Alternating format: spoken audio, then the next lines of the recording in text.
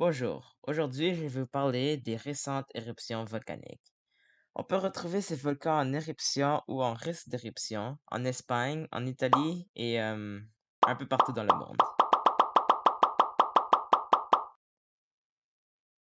Depuis cette année, on retrouve 13 volcans en risque d'éruption et 29 volcans en éruption, dont une est très dévastatrice, La Palma. Ce volcan en éruption depuis le 19 septembre 2021 est en train de détruire le village dans les îles de Canaries en Espagne. Des centaines de personnes sont mortes de la lave et le reste ont été évacués. Et même depuis le 9 octobre, la Toulouse Volcanic Ash Advisory Center déclare le code rouge pour les avions passant dans ces régions. De plus, ces volcans sont aussi une cause du changement climatique. En effet, ils émettent de larges quantités de SO2, ou plutôt appelé sulfure, et d'autres gaz néfastes pour l'environnement dans la stratosphère, ce qui influence le climat.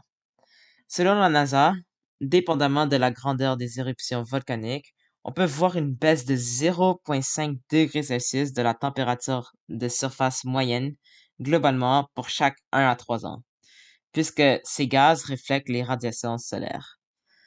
En plus, ces particules peuvent même absorber les radiations et réchauffer la stratosphère, ce qui est très drastique pour les régions nordiques.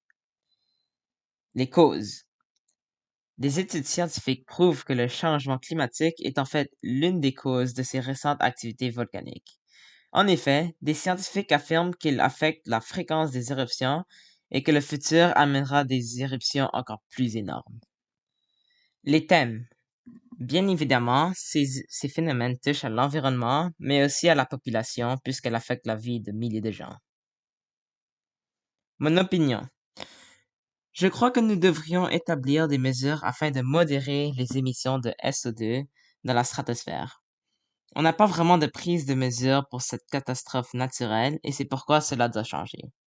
Nous n'avons aucune idée comment contrôler ou juste arrêter une éruption. Cependant, des recherches démontrent qu'il est possible d'en contrôler une en utilisant de la dépressurisation de la chambre magmatique dans les volcans, ou même d'augmenter l'ouverture de l'évent afin de diffuser l'énergie d'une éruption.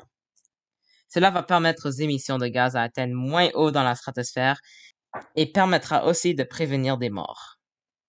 Merci de m'avoir écouté. De rien.